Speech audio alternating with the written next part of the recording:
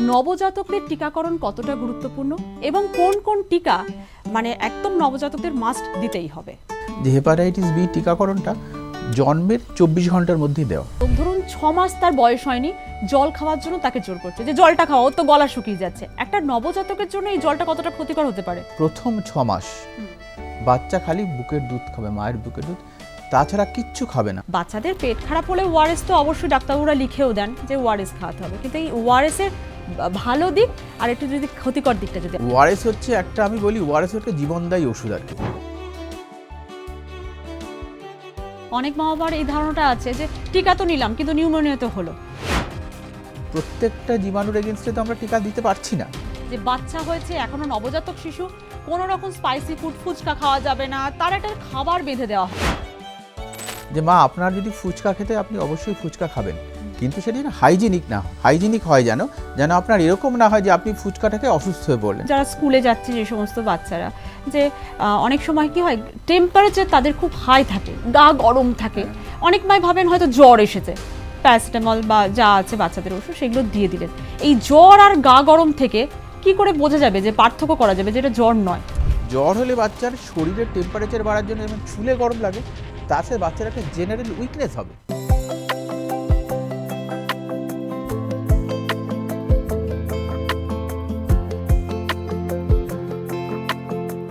কবির ভাষায় বন্যেরা বন্যে সুন্দর আর শিশুরা মাতৃকোলে, অর্থাৎ মায়ের কোলই হচ্ছে শিশুদের সুরক্ষা। কিন্তু সিজন চেঞ্জ, আবহাওয়ার পরিবর্তনে অনেক শিশুই অসুস্থ হয়ে পড়েন, আর যার ফলে চিন্তায় পড়েন কারা? মায়েরা। কিভাবে সুরক্ষা দেবেন প্রতিটা আবহাওয়া পরিবর্তনে, সেটা নিয়েই মাদের অনেক চিন্তা। আর আজকে আমাদের আলোচনার মেইন বিষয় থাকবে কি, গরম পড়ে গেছে, এই গরমে শিশুদের কিভাবে আপনারা রক্ষা করবেন। আর এই আলোচনায় আজকে আমরা পেয়ে গেছি বিশিষ্ট শিশুরোগ বিশেষজ্ঞ, কলকাতা মেডিকেল কলেজের অ্যাসোসিয়েট প্রফেসর ডক্টর দিব্যেন্দু রায়চৌধুরীকে। ডাক্তারবাবু, আপনাকে স্বাগত আমাদের এই অনুষ্ঠানে। নমস্কার। আমরা তো যে কথাটা বললাম যে আলোচনা করব, গরম পড়ে গেছে, শিশুদের কিভাবে রক্ষা করব বা কি কি প্রিভেনশন নেবে, কিন্তু আজকে আলোচনাটা আমরা একটু শুরু করি। এই তো 16ই মার্চ জাতীয় টিকাকরণ দিবস গেল। নবজাতকদের টিকাকরণ কতটা গুরুত্বপূর্ণ এবং কোন কোন টিকা মানে একদম নবজাতকদের মাস্ট দিতেই হবে? যে একটা বাচ্চা ভূমিষ্ঠ হলো, সঙ্গে সঙ্গে তাকে কিছু টিকা আমাদের দিতেই হয়।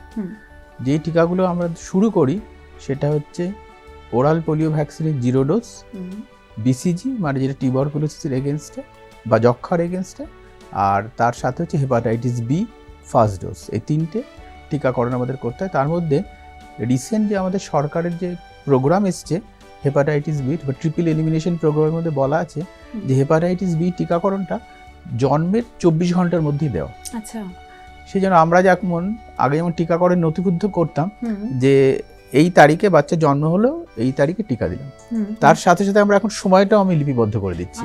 যেহেতু 24 ঘন্টার মধ্যে বলা আছে, সেহেতু বলে দিচ্ছি যে বাচ্চা এই তারিখে জন্ম নিল, এই সময়ের মধ্যে আমি তাকে হেপাটাইটিস বিটা দিয়ে দিলাম। হেপাটাইটিস বিটা একটা মারণ অসুখ, সেই কারণে যত তাড়াতাড়ি এই অসুখের বিরুদ্ধে অনাক্রমতাটা গড়ে ওঠে ততই ভালো বাচ্চার পক্ষে। সেই জন্য সরকারেরই এটা প্রোগ্রাম যে যত তাড়াতাড়ি সম্ভব হেপাটাইটিস বি টিকাকরণ বাচ্চাকে করা। তাহলে জন্মের পরে আমরা সঙ্গে সঙ্গে দিচ্ছি হচ্ছে হেপাটাইটিস বি, বিসিজি আর ওরাল পোলিও ভ্যাকসিন। আচ্ছা, মানে আর একটা বিষয় আছে যে অনেকেই বলেন, অনেক বাবা মাকে দেখেছি যে সরকারিতে যে যে টিকাগুলো তো আছে সেগুলো তারা নিচ্ছেনি, আবার কিছু টিকা আছে যেগুলো সরকারিতে পাওয়া যায় না, তো সেরকম টিকা বেসরকারি থেকে নিচ্ছে। সেই রকম টিকাগুলো কোনগুলো নেওয়া জরুরি বলে মনে করেন? আচ্ছা, আমাদের যে এখন টিকাকরণের প্রোগ্রাম চলে, ন্যাশনাল ইমিউনাইজেশন শিডিউল, এই প্রোগ্রামে প্রচুর টিকাই কিন্তু এখন এর মধ্যে চলে এসছে, সরকারি প্রক্রিয়ার মধ্যে চলে এসছে। যেমন বললাম, বাচ্চার জন্মের সঙ্গে সঙ্গে বিসিজি, ওরাল পোলিও ভ্যাকসিন আর হেপাটাইটিস বি সম্পূর্ণটাই যে কোনো স্বাস্থ্যকেন্দ্রে, যে কোনো হাসপাতালে বিনা পয়সায় আর কি, মানে সেটা কিন্তু পেয়ে থাকে সমস্ত জায়গায়। 1 নম্বর। এরপরে হচ্ছে 6 সপ্তাহ, 10 সপ্তাহ এবং 14 সপ্তাহে একসাথে অনেকগুলো টিকা দিতে হয় একই রকম। 6 সপ্তাহে আমরা দিয়ে থাকি হচ্ছে ডিপথিরিয়ার এগেনস্টে, হুপিং কাফের এগেনস্টে, টিটেনাসের এগেনস্টে, এই 3টে গেল। তার সাথে হচ্ছে এর সাথে হেপাটাইটিস বি দিতে হয়, হিমোফাইলাস ইনফ্লুয়েঞ্জি বলে একটা দিতে হয়, ওরাল পোলিও ভ্যাকসিন দিতে হয়। এখন নিউমোকক্কাল মানে নিউমোনিয়ার এগেনস্টে, আর রোটাভাইরাল ডায়রিয়ার এগেনস্টে দেওয়া হয়। তারপরে এতগুলো ভ্যাকসিন কিন্তু আমি 6 সপ্তাহে বাচ্চাকে দিচ্ছি, তারপরে 10 সপ্তাহে এটা রিপিট হচ্ছে, 14 সপ্তাহে রিপিট হচ্ছে। আগে ধরুন নিউমোনিয়া বা রোটা ভাইরাসটা কিন্তু সরকারেরই প্রকল্পের মধ্যে ছিল না, কিন্তু গত কয়েক বছর ধরে এটাও এই টিকাগুলো কিন্তু সরকারি প্রকল্পের মধ্যে চলে এসেছে। তারপরে পুরোটাই কিন্তু পেয়ে যাচ্ছে। হ্যাঁ, তার মানে 6, 10, 14 সপ্তাহে আপনার সরকারি প্রকল্পের মধ্যে সব টিকাই কিন্তু শিশু অ্যাভেল করতে পারছে। এটা একদম সেই জন্য কোনো খরচা লাগছে না এবং খুব অ্যাক্সেসিবল।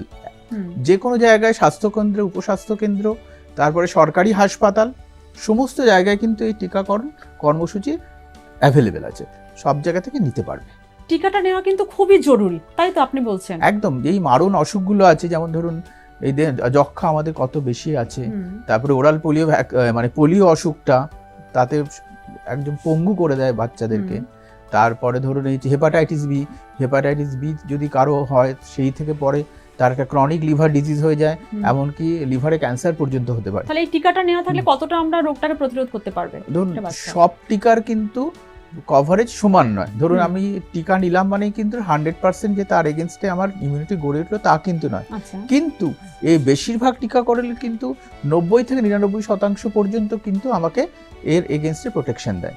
অতএব টিকা অবশ্যই নেওয়া উচিত। অনেক মা বাবার এই ধারণাটা আছে যে টিকা তো নিলাম কিন্তু নিউমোনিয়া তো হলো, কিন্তু তাদের সেই ধারণাটা নেই যে এটা অনেকটা প্রিভেনশন দিল টিকাটা, যে মারাত্মক যেটা হতে পারে। একদম, দুটো আপনি যেটা বলেন তার দুটো দিক আছে। একটা হচ্ছে নিউমোনিয়া হচ্ছে ধরুন লাঙে ইনফেকশন। তা লাঙে ইনফেকশন তো একটা জীবাণু দিয়ে হয় না, প্রচুর জীবাণু আছে যে জীবাণু লাঙে ইনফেকশন করে। তা আমরা যখন টিকাকরণ করছি, প্রত্যেকটা জীবাণুর এগেনস্টে তো আমরা টিকা দিতে পারছি না, তা তো সম্ভব হয় না, কারণ সব জীবাণুর এগেনস্টে টিকা এখন আবিষ্কৃতও হয়নি।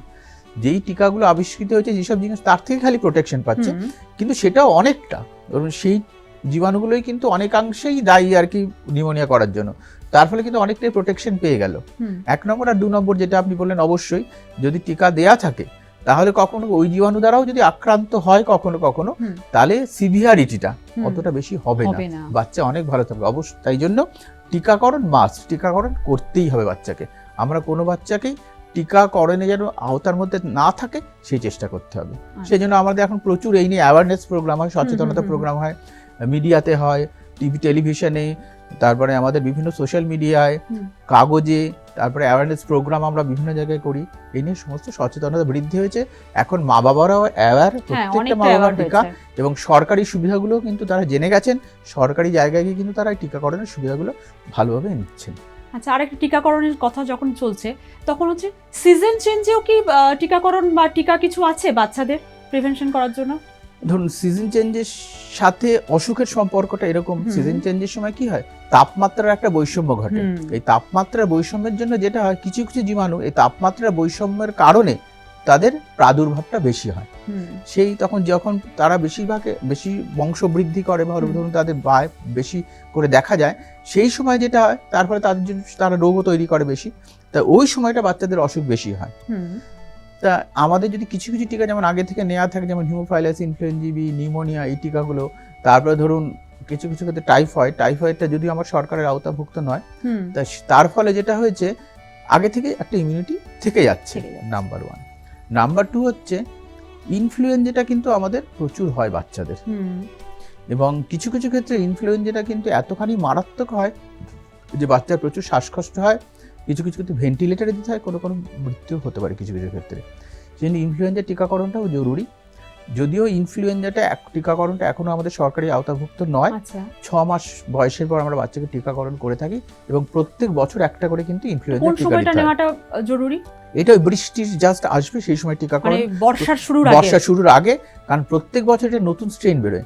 যেমন ধরুন আপনি যখন চিকেন পক্স নিচ্ছেন ভ্যাকসিন, বা ধরুন নিউমোনিয়ার ভ্যাকসিনটা নিচ্ছেন, ওটা আপনার নির্দিষ্ট 3টে বা 4টে ডোজ নিলে চিকেন পক্সের 2টো ডোজ বা নিউমোনিয়া 4টে, আপনার অলমোস্ট লাইফ লং ইমিউনিটি থাকছে। কিন্তু ইনফ্লুয়েঞ্জার ক্ষেত্রে এটা হচ্ছে যে প্রত্যেকবার ওই ইনফ্লুয়েঞ্জা না তার স্ট্রেইন চেঞ্জ করে। স্ট্রেইন চেঞ্জ করার জন্য আপনি গত বছর যেই ভ্যাকসিনটা দিয়েছেন ইনফ্লুয়েঞ্জার জন্য, এই বছর কিন্তু ততটা কার্যকরী হবে না। সেই জন্য ইনফ্লুয়েঞ্জা ভ্যাকসিনটা কিন্তু আপনাকে প্রত্যেক বছরই দিতে হবে। তারপরে ভাইরাস তো তার নিজের চরিত্রটা পরিবর্তন করে। একদম সেই কারণে এই জন্য সেই রকম ভাবেই আবার আমাদের ভ্যাকসিনটা ওরকমভাবে তৈরি করা হয়। বর্ষার শুরুর আগে ইনফ্লুয়েঞ্জা একটা ভ্যাকসিনটা নিয়ে নেওয়া উচিত। একদম। আর একটাই টিকাকরণ তো গেলই, তো বাচ্চাদের ইমিউনিটি বিল্ড করার জন্য আপনি যদি এক কথায় কি বলবেন যে ইমিউনিটি বিল্ড হতে পারে বাচ্চার? একটা তো বললেন আপনি টিকাকরণ, আরেকটা হচ্ছে আমাদের মূল ব্যাপার যেটা হচ্ছে সেটা হচ্ছে পুষ্টি।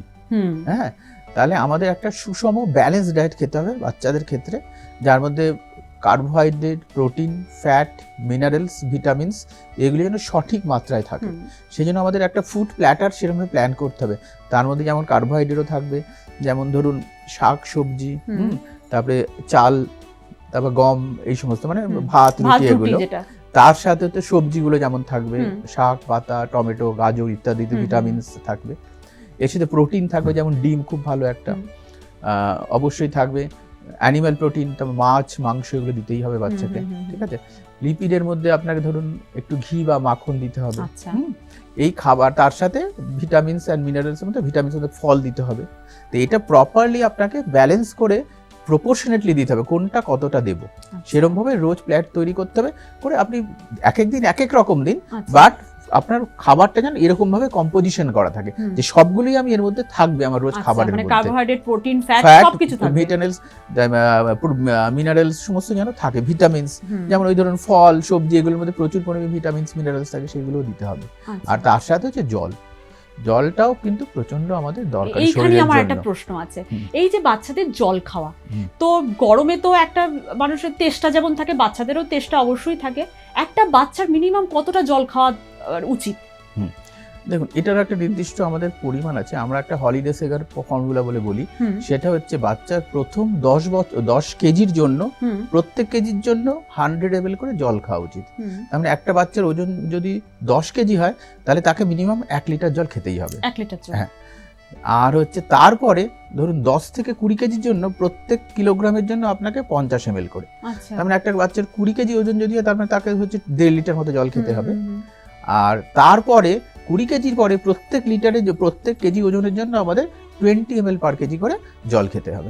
ঠিক আছে, এটা হচ্ছে একটা গ্রসলি, তার মানে এটাই সবসময় যেটা একদম স্ট্রিক্ট তা নয়, এটা একটা গ্রসলি ফর্মুলা, এটা আমরা মেনে চলি। এর সাথে হচ্ছে কখনো কখনো বাড়তে পারে, কখনো বাচ্চা যদি প্রচুর জ্বর হয় তখন জ্বরের সময় কিন্তু তার শরীরে মেটাবলিজম এত বাড়ে, তখন কিন্তু জলের প্রয়োজনীয়তা তার বাড়ে। বাচ্চা যদি প্রচুর এক্সারসাইজ করে তখন সোয়েটিং এর মধ্যে বা প্রচুর যখন গরম পড়ছে এক্সেসিভ সোয়েটিং হলে তখন কিন্তু তার জলের পরিমাণটা বাড়াতে হবে। এবং জলের সাথে সাথে আমরা কিছু কিছু যেমন ফলের রস দিই যদি, তাহলে সেটাও ওই লিকুইডের মধ্যে আমাদের কাউন্ট করব, ডাবের জল, ফলের রস, স্যুপ এগুলো ওর মধ্যে কাউন্ট করব। আচ্ছা, আরেকটা বিষয় হচ্ছে যে এই যে গরমকাল তো পড়ে গেছে, তো অনেককে দেখেছি বাড়ির মা ঠাকুমারা নবজাতক ধরুন 6 মাস তার বয়স হয়নি, জল খাওয়ার জন্য তাকে জোর করছে যে জলটা খাওয়া, ওর তো গলা শুকিয়ে যাচ্ছে। একটা নবজাতকের জন্য এই জলটা কতটা ক্ষতিকর হতে পারে ওই সময়টা? এটা খুব ভালো প্রশ্ন করেছেন।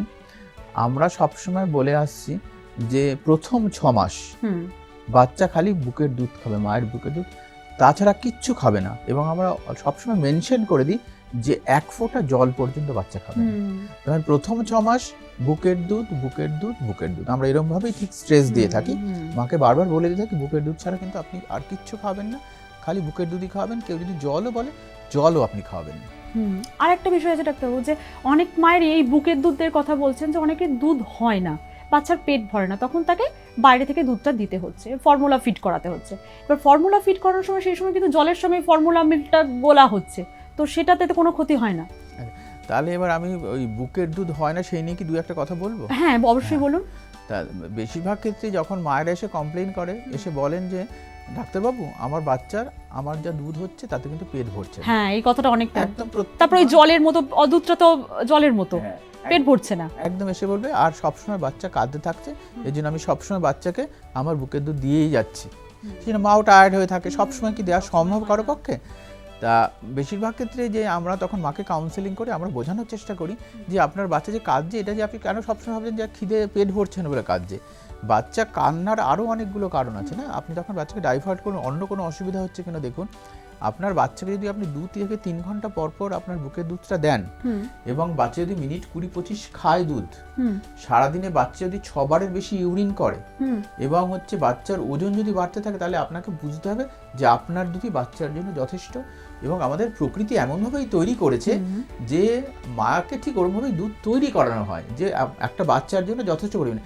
রেয়ার কেসে খুব কম কেস আছে যেখানে আমরা দেখি যে মায়ের দুধ হচ্ছে না, সেটা অ্যাডিকুয়েট হচ্ছে না বা কিছু অসুখের জন্য, সেজন্য মাকে আমরা মোটিভেট করতে হবে। এবং মাকে আমরা বলি, আপনি যদি চান, আপনার নিজের যদি মোটিভেশন থাকে যে আমি আমার বাচ্চাকে বুকের দুধই খাওয়াবো, অন্য কিছু খাওয়াবো না, তাহলে কোনো শক্তি আপনাকে পজিটিভ থাকতে হবে, একদম বি পজিটিভ। আপনি আপনার নিউট্রিশনের দিকে নজর দিন, আপনি প্রচুর পরিমাণে খাবার খাবেন।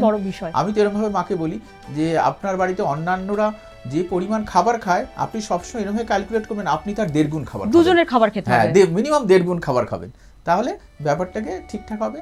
আর আনন্দে থাকবেন, সবসময় বাচ্চার সাথে অ্যাটাচ থাকবেন, আর একটু গান শুনবেন, রিল্যাক্সড করবেন, গল্প করবেন, আর আপনার মনের যা ইচ্ছা আপনি তাই খাবেন, আপনার কোনো খাবারে বারণ নেই। এইখানেই একটা প্রশ্ন আছে যে অনেক সময় দেখা যায় যে মা ঠাকুমারা যেটা বলেন যে বাচ্চা হয়েছে, এখনো নবজাতক শিশু, কোনো রকম স্পাইসি ফুড, ফুচকা খাওয়া যাবে না, তার একটা খাবার বেঁধে দেওয়া হয় যে এই খাবারের বাইরে তুমি কিন্তু খেতে পারবে না। তার ফলে মারা কিন্তু একটুখানি মানে চিন্তিত হয়ে পড়েন, ভালো লাগে না, কারণ ওই একই ধরনের খাবার। তো এই ক্ষেত্রে আপনি কি বলবেন? একদম, খুব একটা প্রাসঙ্গিক প্রশ্ন করেছেন আপনি। আমি তো মাকে ঠিক এই কথাই বলি যে মা, আপনার যদি ফুচকা খেতে, আপনি অবশ্যই ফুচকা খাবেন, কিন্তু সেটা যেন হাইজিনিক না, হাইজিনিক হয় যেন আপনার এরকম না হয় যে আপনি ফুচকাটাকে অসুস্থ হয়ে পড়লেন।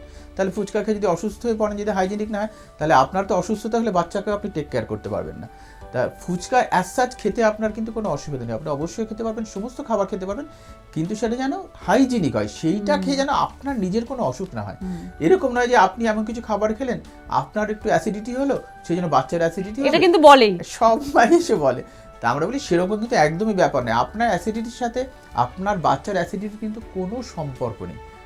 আপনি নির্দ্বিধায় সমস্ত রকম মনে যা চায় তাই খাবেন, খালি আপনার শরীর যেন সুস্থ থাকে। একটা সাধারণ মানুষ বলতে, আমিও যদি এখন একটা খারাপ জায়গা থেকে একটু খারাপ খাবার খাই, যেখানে হাইজিন ঠিক মতো মেনটেন না করা হয়, বা ধরুন একটা জল খেলাম, জলটা ভালো, তা আমারও তো অসুখ হবে। মায়ের ক্ষেত্রেও ঠিক একই রকম, এক্সট্রা ব্যাপার কিছু নয়, মায়ের ক্ষেত্রেও সেরকম অসুস্থতা হবে, সেইটাই অ্যাভয়েড করে চলতে হবে, এছাড়া আর কোনো সাবধানতা অবলম্বন করতে হবে। সব খাবার মা খাবে, কোনো অসুবিধা। তার মানে আপনি বলছেন যে মায়ের অ্যাসিডিটি থেকে বাচ্চার কোনো রকম অ্যাসিডিটির সম্ভাবনা নেই, কোনো সম্পর্ক নেই, কোনো রকম, এটা একটা মিথ, একদম মিথ, কোনো রকম কোনো সম্পর্ক নেই। আচ্ছা, এরপরে আমরা একেবারে ওই আলোচনায় চলে যাই যে শীত পেরিয়ে গরমে ঢুকে গেছি, এই সময় অনেক বাচ্চার ডায়রিয়া দেখা যাচ্ছে, বমি দেখা যাচ্ছে, ডাক্তারবাবুদের পরিভাষায় rota virus, adeno virus, Nova virus. তো মারা তো এই ভাইরাস এফেক্টটা নিয়ে এতটা জানবেন না, জানার প্রয়োজন নেই। মাদের যে প্রশ্নটা থাকে, প্রিভেনশন কি হবে একদম এই গরমে, বাচ্চার প্রিভেনশন কি হবে? মেইনলি যে অসুখগুলো হয় সাধারণত, যেমন বললেন, একটা হচ্ছে পেটের অসুখ খুব হয়, পেটের অসুখের মধ্যে মানে অ্যাকিউট গ্যাস্ট্রিনটাইটিস, বমি, আর তার সাথে পাতলা পায়খানা হওয়া, পেটে ব্যথা হওয়া, এক নম্বর। জল যদি কম খায় তাহলে ইউরিনারি ট্র্যাক্ট ইনফেকশন হতে পারে, ইউরিনারি ইনফেকশন হতে পারে। আর যেহেতু এই সিজন চেঞ্জের সময় জীবাণুর সক্রিয়তা বাড়ে, সেই কারণে আপনার রেসপিরেটরি ট্র্যাক্ট ইনফেকশনগুলো হয়। আচ্ছা। আর জলবাহিত অসুখগুলো যেটা হয় এই সময় খুব প্রবণতা হয়, যখন জল পাই খেয়ে নিই আমরা, তাই না? যেরকম জল বড়রা ছোটরা যা সামনে করে জল খেয়ে ফেলো, বাচ্চা বাবার সাথে আইসক্রিম বললো এখান থেকে এই শরবত হচ্ছে, এই শরবতই আমার কিনে খাওয়া। তো সেই জলবাহিত অসুখগুলোর মধ্যে যেমন হচ্ছে টাইফয়েড একটা জলবাহিত অসুখ, তারপরে হচ্ছে আপনার হেপাটাইটিস এ, যেটাতে জন্ডিস করে, এটা একটা জলবাহিত অসুখ। তার ফলে কি হচ্ছে, এই সময় এই অসুখগুলোও কিন্তু তার সাথে সাথে হয়, টাইফয়েড, হেপাটাইটিস এ, তারপরে অ্যাকিউট গ্যাস্ট্রোএন্টেরাইটিস, তারপরে ইনফ্লুয়েঞ্জা বা অ্যাডেনোভাইরাস ইনফেকশন, এগুলো সময় রোটাভাইরাল ইনফেকশন, এগুলো সাধারণত হয়ে থাকে। তাহলে এবার হচ্ছে প্রিভেনশন, তাই না? প্রিভেনশন এক পার্ট তো আপনার ইমিউনাইজেশন গেল, ভ্যাকসিন আমি দিলাম, আর সেকেন্ড পার্ট হচ্ছে আমি বাচ্চাকে এর থেকে কি করে দূরে রাখবো। তা দূরে রাখতে গেলে, আমার জলবাহিত অসুখগুলো থেকে দূরে রাখতে হলে মোস্ট ইম্পর্টেন্ট হচ্ছে সেফ ওয়াটার ড্রিঙ্কিং। আমি যে জলটা খাবো, যেই পানীয়টা খাবো, সেটা যেন একদম হাইজিনিক হয়, কোনো কন্টামিনেশন তার মধ্যে থাকবে না। ঠিক আছে? একদম ছোট বাচ্চার ক্ষেত্রে আপনি জল ফুটিয়ে খাওয়ান বাচ্চাকে, তাহলে খুব ভালো হবে। অ্যাটলিস্ট 20 মিনিট মতো জলটা ফোটাবেন, কিন্তু এরকম যে জল আমি ফোটালাম সঙ্গে সঙ্গে দিয়ে দিলাম তা নয়। আচ্ছা। এবং কিছু কিছু ক্ষেত্রে ধরুন কোনো মা যদি ধরুন ফিডিং বটলে খাওয়া, যদিও আমরা ডিসকারেজ করি, বা যে চামচ বাটি দিয়ে খাওয়াচ্ছেন, সেগুলোও কিন্তু আমরা খুব ছোটদের ক্ষেত্রে ফোটাতে বলি, ওরকম বাসনগুলো গরম জলের মধ্যে জাস্ট আমি একটু গরম জল দিয়ে ধুয়ে সেটা খাই দিলাম, তাহলে কিন্তু হবে না, তার মধ্যে কিন্তু জীবাণু থেকে যাবে। একটু ফোটাতে হবে 20 মিনিট মিনিমাম, হ্যাঁ ওরকম আমরা বলি 20 মিনিট মতো ফোটাতে। যে ধরুন আপনি ধরুন সারাদিনে আপনার 4-5টা মতো বাটি, 4-5টা মতো চামচ লাগে বাচ্চাকে খাওয়ানোর জন্য। ধরুন আপনার 8 মাসের একটা বাচ্চা, তাকে আপনি ফিডিং বোতলটা, নিপলটাও, সেটাও আমি তো সবসময় ফিডিং বটলটা তো আমরা সবসময় ডিসকারেজই করি, ধরুন ওটা ছেড়ে দিন ফিডিং বটলের কথা। আমরা যদি বাটি চামচেও খাওয়াই, ধরুন ছোট ছোট কাটুরি মতো আর ছোট ছোট স্পুন, তাহলে আমি এরকম ভাবে বলি আর কি, একটা বড় একটা গামলা নিন, তার মধ্যে আপনি ওই সারাদিনে 6-7টা বাটি আপনি দিয়ে দিন, দিয়ে চামচও দিয়ে দিন, তাহলে ওটা আপনি ফুটিয়ে নিন একবারই সকালবেলায় 20 মিনিট ধরে ফুটিয়ে নিন। সেটা আপনার স্টোরে রইলো, উপরে একটা ঢাকনা থাকলো। এবার যখন আপনি যেটা প্রত্যেকবার একটা করে বাটি আর চামচ তুলছেন, সেটা দিয়ে খাচ্ছেন, খাই সেটা রেখে দিচ্ছেন। সারাদিনে আপনার 7-8টা আবার শেষ হয়ে গেল, পরদিন আবার সকালে, মানে আপনাকে তাহলে বারবার ফোটাতে হচ্ছে, একবারে ফুটিয়ে আপনার সব হয়ে গেল রেডি, সারাদিন ওরভাবে খাওয়ালেন, তাহলে এটা হাইজিনিক হলো 1 নম্বর।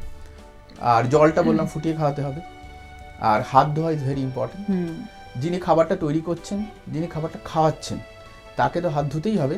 বাচ্চা যখন জিনিসে হাত ধোয়া শিখে যাচ্ছে, তখন খেতে বসানোর আগে বাচ্চাকেও কিন্তু ভালো করে হাতটা ধোয়াতে হবে, নাহলে বাচ্চা সবসময় হাত দেবে খাবারের মধ্যে, তো সেটা চলে যাবে। আর ওদের তো ইমিউনিটিটা আমাদের মতো নয়, ওদের অনেকটাই কম হয় না। তার ফলে আমাদের ধরুন যেই জীবাণুতে গেল, গিয়ে যত পরিমাণ জীবাণু আমাদের শরীরে ঢুকলো, টাইফয়েড করতে পারলো না, কিন্তু ওদের ক্ষেত্রে ওই জীবাণুটুকু গিয়ে কিন্তু ওদের মধ্যে টাইফয়েড হয়ে গেল। সেটাও একটা ইম্পর্টেন্ট পার্ট। তাই জন্য হাত ধোয়াটাও একটা বড় ব্যাপার। আর হচ্ছে যেগুলো আপনার আমাদের শ্বাসনালীর মাধ্যমে যে অসুখগুলো ছড়ায়, মেইনলি হচ্ছে স্কুলে গেলে হয় সাধারণত। স্কুলে তো ক্লোজ কন্টাক্ট, কারণ বাচ্চাদের তো আটকাতে পারবে না, সবসময় খেলছে, মারামারি করছে, হাতটা মুখে দিচ্ছে, একদম খেলছে, মারামারি করছে, সব তার ক্লোজ। তা ক্লোজ কন্টাক্ট এলে কি হচ্ছে, বাচ্চা যখন শ্বাস নিচ্ছে, তার মধ্যে যে জীবাণুটা আছে সেটা পাশের বাচ্চার মধ্যে চলে যাচ্ছে, তাই না? তার ফলে সেই থেকে কিন্তু অসুখগুলো বেশি ছড়ায়। যেই অসুখগুলো যেমন ধরুন শ্বাসকষ্ট বা ধরুন সর্দি কাশি, এর থেকে কিন্তু বেশি ছড়ায় এরকম ভাবে। তাহলে সেক্ষেত্রে আমরা বলবো, স্কুলে গিয়ে তো আপনি বাচ্চাকে আটকাতে পারবেন না, আপনার বাচ্চাকে বলতে পারবেন না যার কাশি হচ্ছে তার কাছে তুই যাবি না, সে কি কখনো সম্ভব? আমরা মায়েদের পরামর্শ দিই, যদি আপনার বাচ্চার শরীর খারাপ থাকে, সর্দি কাশি হয়, আপনি স্কুলে পাঠাবেন না বাচ্চাকে, তাহলে অন্য বাচ্চাগুলো তার থেকে প্রোটেকশন পাবে। মানে আগে ঘরটাকে সামলাতে হবে, তারপরে একদম, তাহলে অন্য বাচ্চারা। কিন্তু আপনি ওই বাচ্চাকে যদি স্কুলে পাঠান, এরকম কখনোই হবে না, ওই বাচ্চা অন্য বাচ্চার সাথে মিশবে না, বা অন্য বাচ্চারা এসে ওর সাথে মিশবে না, সেটা কখনোই সম্ভব হবে না। সেটা যার বাচ্চার শরীর খারাপ, তাকেই সচেতন হতে হবে যে আমি আমার বাচ্চাকে আমি স্কুলে পাঠাবো। আচ্ছা, এইভাবেই করে। আর একটা হচ্ছে ডাক্তারবাবু, এই সময় যেহেতু গরম পড়ে গেছে, অনেক মা বাবাকে দেখেছি যে স্কুল থেকে ফিরলো, ওআরএস এর জল খাই দিল। বাচ্চাদের পেট খারাপ হলে ওআরএস তো অবশ্যই ডাক্তারবাবুরা লিখেও দেন যে ওআরএস খাওয়াতে হবে, কিন্তু এই ওআরএস এর ভালো দিক আর একটু যদি ক্ষতিকর দিকটা যদি আপনি বলেন, আর কিভাবে খাওয়ানো উচিত? একদম একদম। ওআরএস হচ্ছে একটা, আমি বলি ওআরএস একটা জীবনদায়ী ওষুধ আর কি। হ্যাঁ, যেমন ধরুন এই ওআরএস এর জনক আমাদের বলা হয় ডক্টর মহলানবিশ, তিনি আমাদের মেডিকেল কলেজেরই ছাত্র ছিলেন। তা ওটা একটা সময় যখন ভারত বাংলাদেশ যুদ্ধ হয়েছিল, তখন ক্যাম্পে প্রচুর লোকের হঠাৎ করে ডায়রিয়া হয়, ডায়রিয়া কলেরা হয়, তারপরে ডিহাইড্রেশন হয়ে যাচ্ছিল। তা ডিহাইড্রেশন হওয়ার জন্য প্রচুর মানুষ কিন্তু মৃত্যুমুখে পতিত হয়েছিল। তখন দেখা গেলো যে কি কারণে এটা হচ্ছে, তখন দেখা গেল যে শরীরে জলের সাথে নুনের অভাব হচ্ছে, তার ফলে ডিহাইড্রেশন হয়ে কিন্তু মানুষগুলো মারা যাচ্ছে।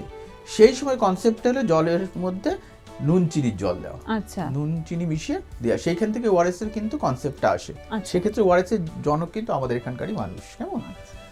তা সেই এইভাবেই ওআরএসটা, তার সেক্ষেত্রে ওআরএসটা তখন জীবনদায়ী ওষুধ হয়েছিল আমাদের সেই যুদ্ধে। তখন কলেরা হয়েছিল, কলেরার জন্য প্রচুর ডিহাইড্রেশন হয়েছিল।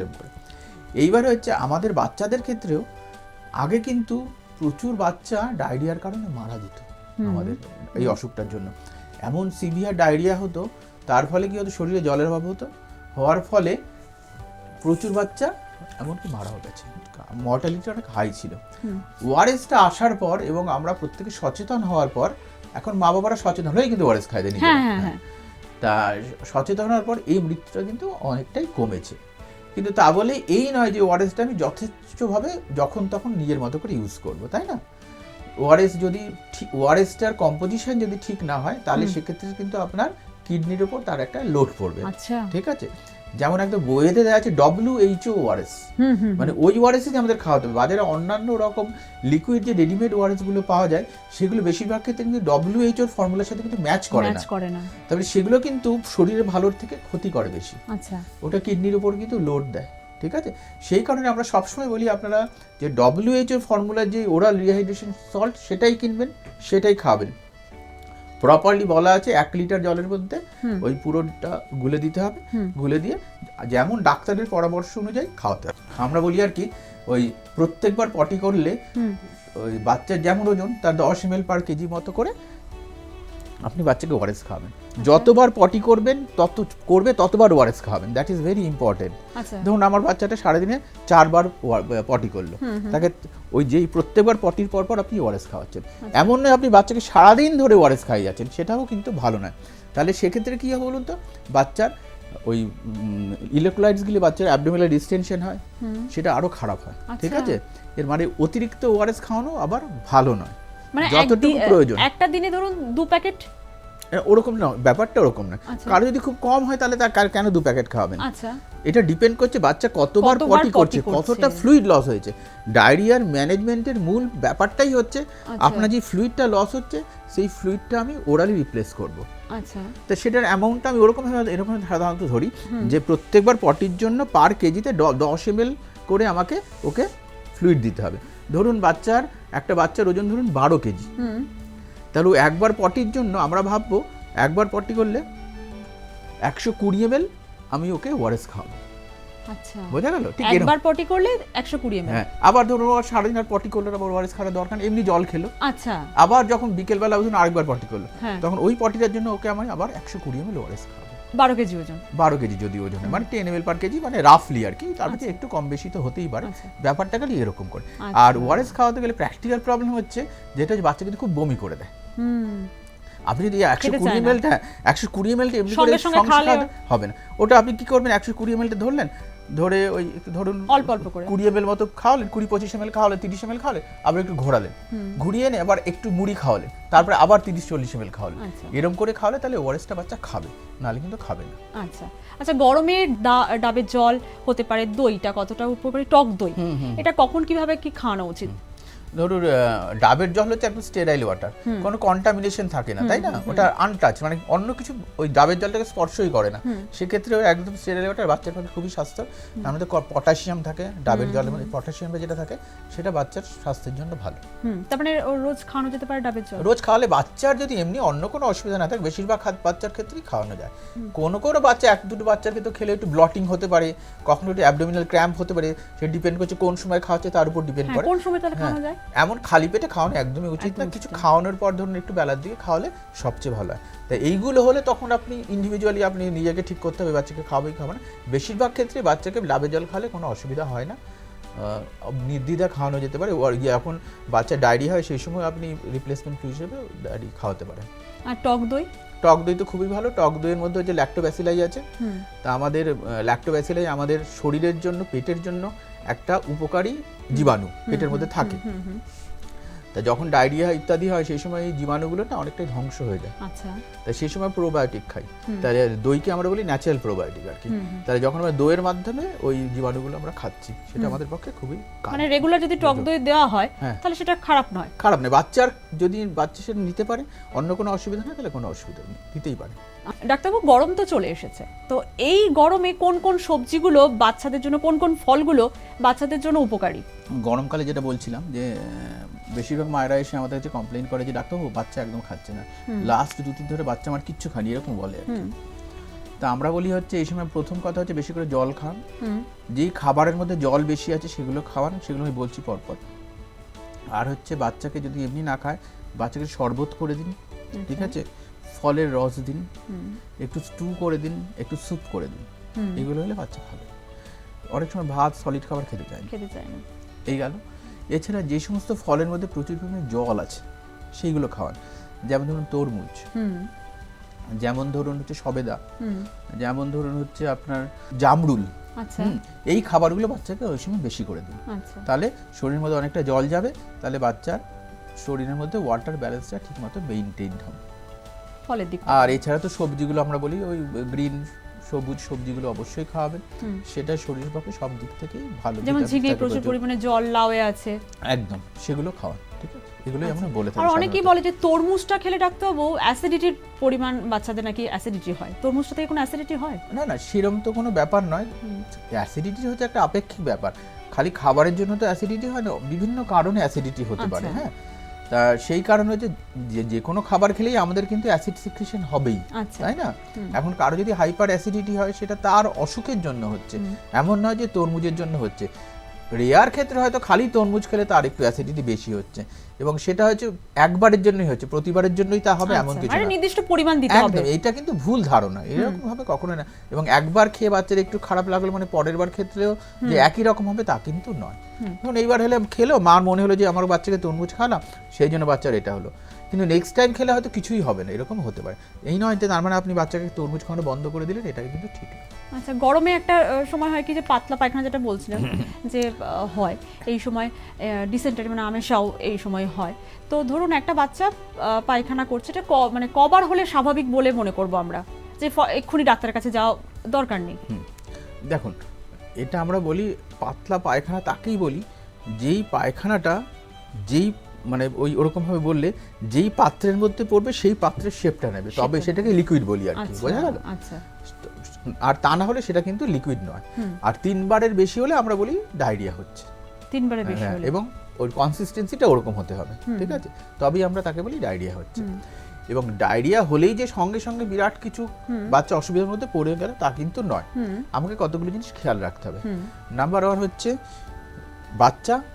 আমি বাচ্চাকে জল খাওয়াতে পারছি কিনা, বাচ্চা জল খাচ্ছে কিনা, নাম্বার 1।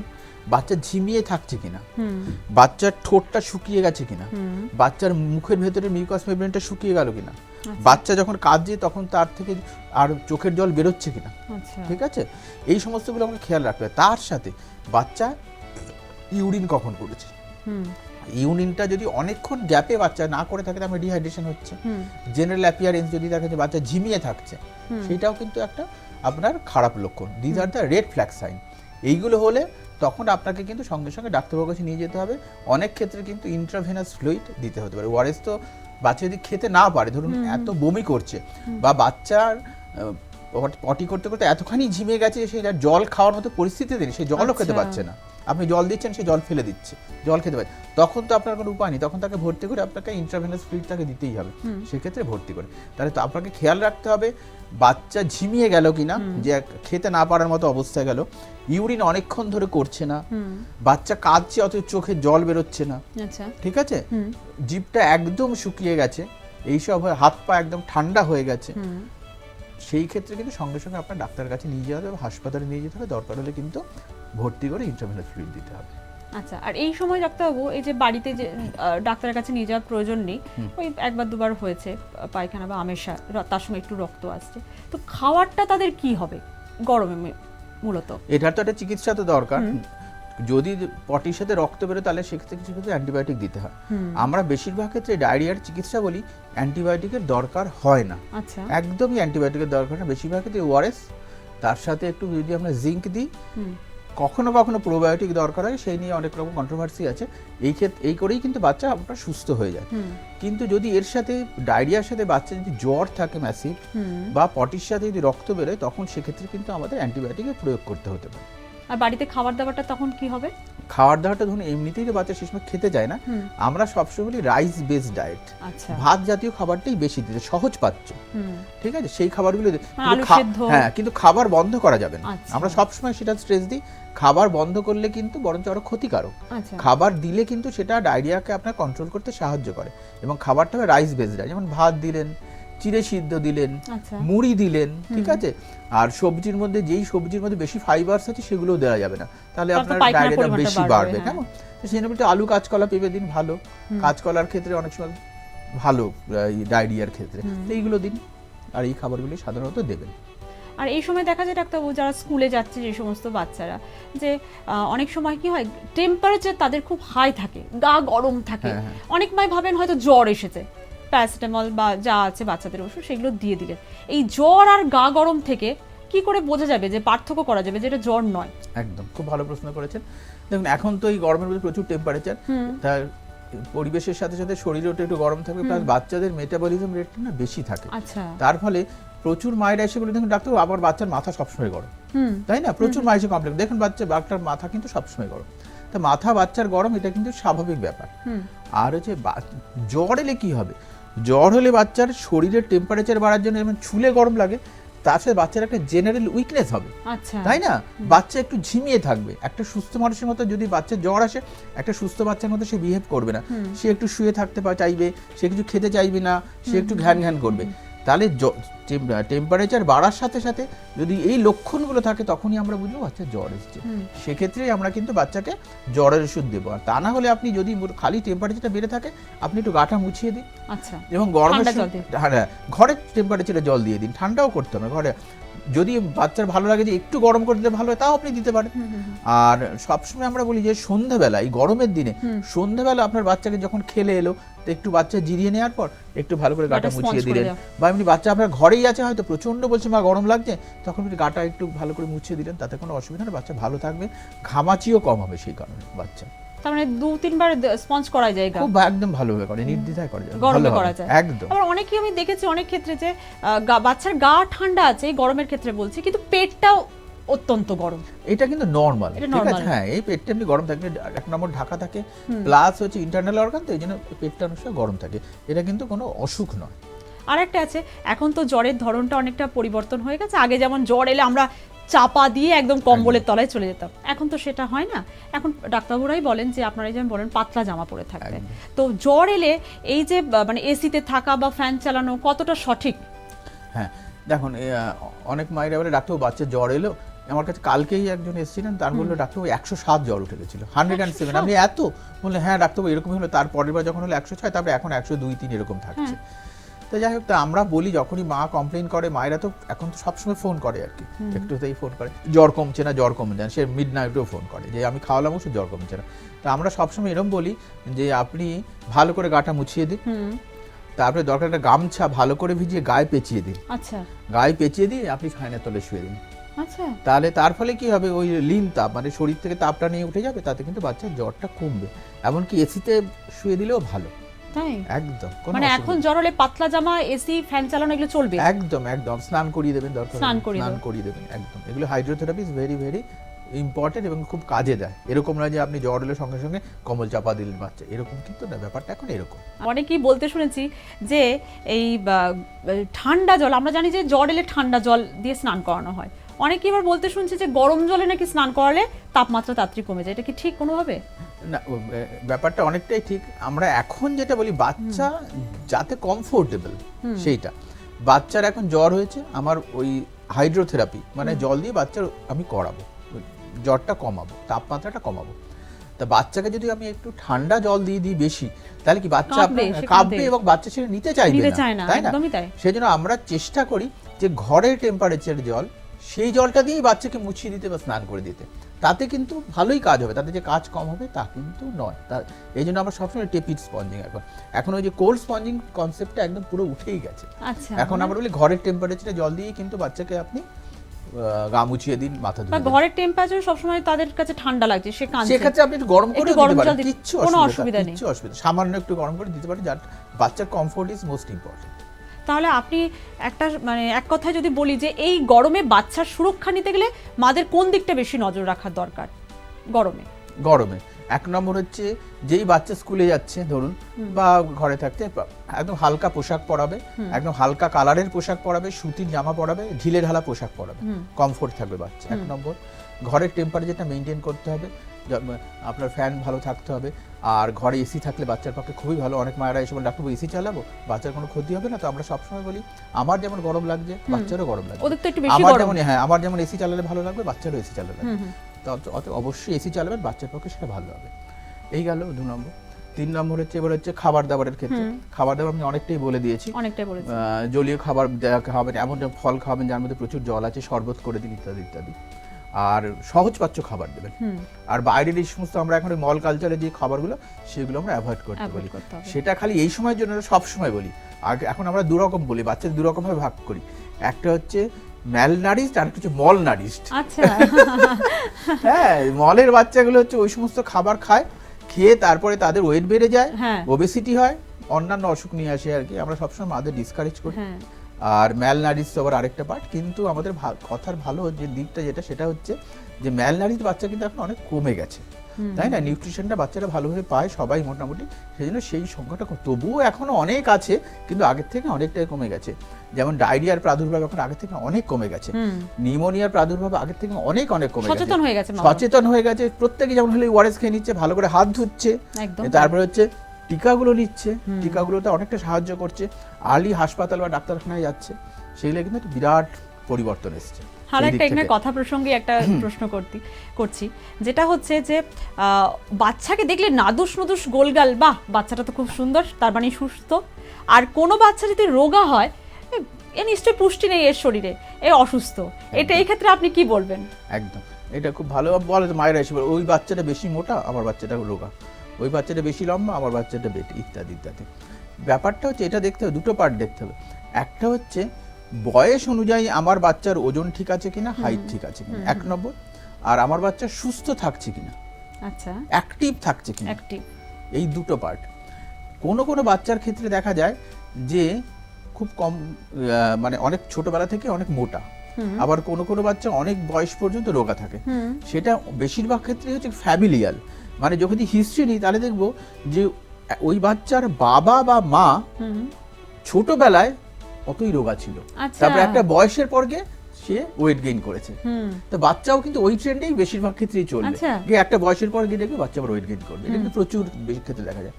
এবং মোটা বাচ্চার ক্ষেত্রে আমরা দেখি, যদি হিস্ট্রি নেই বলবে আমি বাচ্চার বাবা কেমন ছিল ছোটবেলায়, বলে ডাক্তারবাবু এই বাচ্চার মতোই মোটা ছিল, বা তার মাকে যদি জিজ্ঞেস করি, এরকম আর কি। এটা ফ্যামিলিয়াল পার্টও কিন্তু একটা পার্ট আর কি, সেটাও আমাদের খেয়াল রাখতে হবে।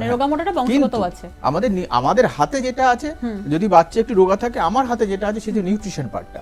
আমি দেখবো বাচ্চার অ্যাডিকুয়েট নিউট্রিশন যেন হচ্ছে কিনা, যেন সেই পার্টটা আমি পুরো এনশিওর করতে পারি।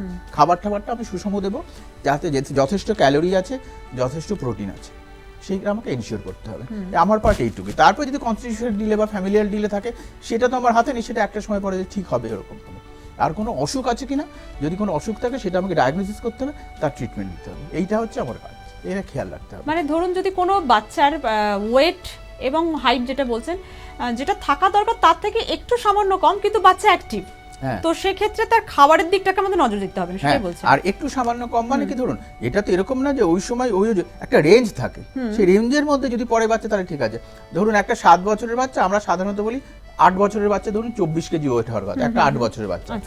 আমরা যেই তার 23 কেজি ওজন হলো, তার মানেই সেই বাচ্চার ওজন কম, বাচ্চা রোগা, ম্যালনারিশ তা আমরা বলবো না।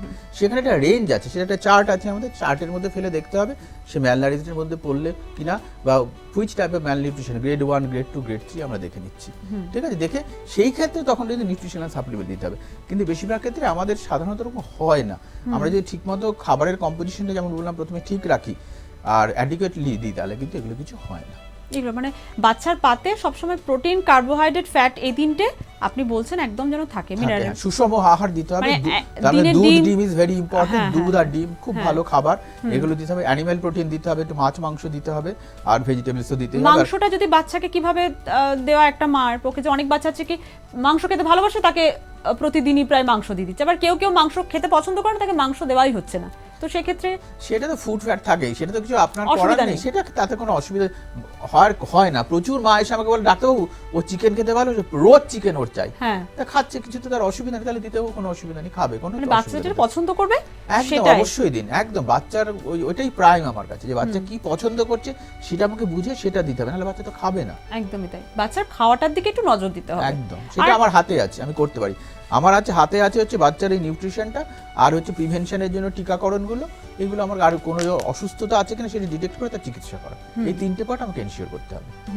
আরেকটা বিষয় যেটা একটা যে খিচুড়িকে অনেক সময় বলা হয়, আপনারা যেটা বলেন আপনাদের ভাষায়, যেটা সহজ পাচ্ছ। অনেক মা আবার কি আছে যে বাচ্চার অ্যাসিডিটি বা হজমের সমস্যা হচ্ছে, খিচুড়ি দেব না, তো খিচুড়িটা বাচ্চার জন্য কতটা উপযোগী বা পুষ্টিযোগ্য? না, আমরা তো যখন ধরুন 6 মাসের পর থেকে, যখন বাচ্চা 6 মাস বলি আমরা খালি বুকের দুধ খাবে আর কিছু খাবে না, 6 মাসের পর থেকে আমরা বাইরের খাবারগুলো আস্তে আস্তে দিতে শুরু করি। তা যেই খাবারগুলো প্ল্যান করি, তার মধ্যে খিচুড়ি কিন্তু অন্যতম একটা বিশেষ খাবার আর কি, প্রধান খাবার। তো খিচুড়ি আপনি বানিয়ে দেবেন, যত বাচ্চা বড় হবে তত ঘন হবে, যত ছোট থাকবে খিচুড়িটা তত পাতলা হবে। আমরা বলি খিচুড়ির সাথে একটু তেল বা ঘি একটু মিশিয়ে দিতে, তাহলে ওগুলো কনডেন্স ক্যালোরি আছে, তারপরে তার ক্যালোরি ভ্যালুটারও বাড়বে। আর খিচুড়ি সহজ পাচ্ছ, অ্যাসিডিটি ওরকম কিছু হয় না, আপনি নির্দ্বিধায় খাওয়াতে পারেন। আমরা বাঙালি ডাল ভাতেরই মানুষ, তাই না? কিছুই অসুবিধা হওয়ার কথা না, নির্দ্বিধায় আপনি খিচুড়ি খান, খিচুড়িটা বাচ্চার পক্ষে ভীষণ ভালো। আর একটু ক্যালোরি দেওয়ার জন্য আপনি এর সাথে তেল দিয়ে দিন, একটু ঘি বা মাখন দিয়ে দিন, আরো ভালো হবে। মানে বাচ্চার খাওয়ায় খিচুড়ি কিন্তু একটা পুষ্টিগুণ আছে, একদম গুরুত্বপূর্ণ। আপনি প্রথমেই আলোচনার শুরুতে যেটা বলেছিলেন যে গরমে ইউরিনের সমস্যা হতে পারে, মানে ইউরিনের যে সমস্যা হচ্ছে সেটা বুঝবো কিভাবে? দেখুন, আমাদের একটা নির্দিষ্ট পরিমাণে মিনিমাম একটা জল খেতেই হয়। তো আমি এর আগে একটা ফর্মুলা বলেছি, এরকমভাবে আমাদের সাধারণত জলের প্রয়োজন রয়েছে। এবার হচ্ছে গরমকালে সেই প্রয়োজনটা বাড়ে, আর একটু বেশি জল খেতে হয়। আর হচ্ছে জল যদি আমি কম খাই তাহলে কি হবে, তার রিহাইড্রেশন হবে, প্লাস হচ্ছে কি হবে, ইউরিনটা অতখানি তৈরি হবে না, তাহলে ইউরিনারি ট্র্যাক্ট দিয়ে অতটা ফ্লো হবে না, তার ফলে কিন্তু ইউরিনে ইনফেকশন হওয়ার চান্স প্রচুর থাকে গরমকালে। সেই জন্য আমরা সবসময় বলি যে কন্টিনিউয়াসলি বেশি করে জল খাও, জল খাওয়াটা বিশেষ জরুরি। তা ইউরিনারি ট্র্যাক্ট ইনফেকশন হলে কি হবে, একদম খুব ছোট বাচ্চার ক্ষেত্রে ধরুন বাচ্চার ভালো করে খাবে না, বমি হতে পারে, জ্বর হতে পারে, ঝিমিয়ে থাকলো। আরেকটু বড় বাচ্চার ক্ষেত্রে ইউরিন করতে গেলে কাঁদছে, ইউরিন করতে গেলে ব্যথা করছে, তল পেটে ব্যথা করছে, জ্বর এলো এরকম। আর আরেকটু বড় বাচ্চার ক্ষেত্রে বারবার সে টয়লেটে যাচ্ছে, মায়েরা এসে বলছে ডাক্তারবাবু খালি একটু পরপর টয়লেটে যাচ্ছে। আচ্ছা, এরকমও হয়? হ্যাঁ, বারে বারে টয়লেটে যাচ্ছে। আর হচ্ছে টয়লেট করতে যাচ্ছে কিন্তু টয়লেট করতে পারছে না, বলছে ব্যথা করছে, জ্বালা করছে, কাঁদছে। তো এইগুলি সবই ইউরিনারি সিমটমস, ইউরিনারি ইনফেকশনের সিমটম। তখন সেই অনুযায়ী চিকিৎসা করা দরকারি, কিন্তু মূল হচ্ছে ভালো করে জল খেতে হবে। জল খেতে হবে, মানে একটা বাচ্চা ইউরিন পাস আপনার দিনে 6 বার বলছেন? না, ওরকম নয়, সেটা আমি বলেছি একদম নবজাতকের ক্ষেত্রে মিনিমাম 6 বার করলে তবে আমি বুঝবো যে বাচ্চা মায়ের দুধ অ্যাডিকুয়েট হচ্ছে, সেই কারণে বললাম। ঠিক আছে, কিন্তু একটা নবজাতক প্রচুর বার ইউরিন করে, অনেকবার করে, মায়ের এসে ডাক্তার খালি করেই যাচ্ছে, সবসময় করেই যাচ্ছে, আমি খালি ডায়াপার চেঞ্জ করছি। আর বাচ্চাদের ডায়াপার কিন্তু একদম পরানো উচিত না, সেটা বলে রাখি। অন্য কিছু ব্যবস্থা নেই, কিন্তু ডায়াপার পরাবে না, তো ডায়াপার র্যাশ হয় এবং অন্যান্য কিছু অনেক আনহাইজিনিক একদম। ডাক্তারবাবু অনেক ধন্যবাদ, আপনার কাছ থেকে অনেক মূল্যবান টিপস পেলাম। মারাও নিশ্চয়ই এখান থেকে বুঝতে পারবেন যে কিভাবে এই গরমে বাচ্চাদেরকে সুরক্ষা দেবে, অনেকটাই জানা গেল। এরপর তো যেটা আপনি বললেন যে কোন সময় ডাক্তারের কাছে যেতে হবে সেটা মারা বুঝতে পারবেন, অবশ্যই সেভাবেই চিকিৎসকের দ্বারস্থ হবেন। তো গরমে যেটা ডাক্তারবাবু বললেন মূলত যে গরমে খাদ্যগুণের দিকে নজর দিন, বাচ্চার কিভাবে খাবে, কিভাবে সে থাকবে সেটার দিকে নজর দিন, এবং গরমে যেটা বলা হলো যে পর্যাপ্ত পরিমাণে জল খাওয়ান। আর অন্য কিছু সমস্যা হলে অবশ্যই ডাক্তারবাবু যে গুণগুলো, যে লক্ষণগুলো বললেন সেইগুলো দেখুন। যদি মনে হয় যে না সত্যি কোনো বিপদের কোনো সাইন দেখা যাচ্ছে, তাহলে অবশ্যই চিকিৎসকের পরামর্শ নিন। নিজে থেকে কিন্তু কোনো রকম অ্যান্টিবায়োটিক বা নিজে থেকে চিকিৎসা করবেন না। সেক্ষেত্রে বাচ্চাকে ভালো রাখতে গেলে জল খাওয়ান, ডাবের জল খাওয়ান, তাহলেই কিন্তু এই গরমে বাচ্চারা ভালো থাকবে। অতএব পরবর্তী কোনো পর্বে আপনাদের সঙ্গে আরও অন্য কোনো বিষয়ে আলোচনা হবে, এবং আপনাদের উপকারের জন্য আমাদের এই বিশেষ আলোচনা আজ এই পর্যন্তই।